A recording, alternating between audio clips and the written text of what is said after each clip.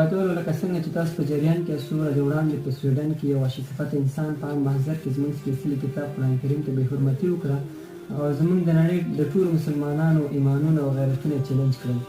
نو زه غواړم د دغه ویډیو له لارې هغه وحشي صفته انسان سره خپل نفرت څرګند کړم چې زموږ اسلامي شاعرو ته یې سپکاوی کړی دی.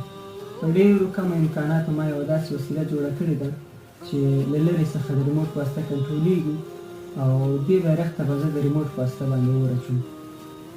هر کاش چې موږ هغه ټکنالوژي هم درلودلی چې د هغې له ویرې کفارو هېڅکله د دې جرأت نه دی کړی چې زموږ اسلامي شاعرو ته په سپکه وګوري او د هغې بېحرمتي وکړي.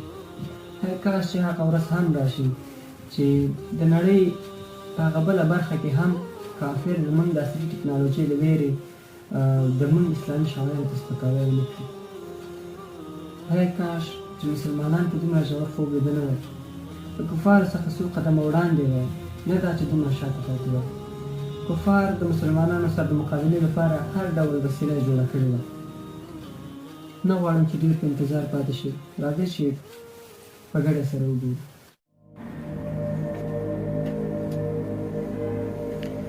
يا محمد يا نبي بسم الله الرحمن الرحیم. دغه ریموټ دی او د خیره د ریموټ په واسطه به اور اخلي ده.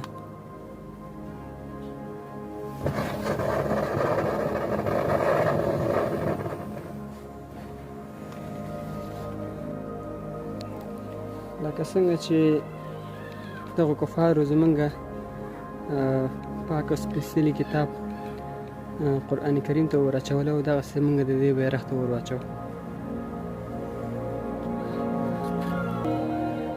يا محمد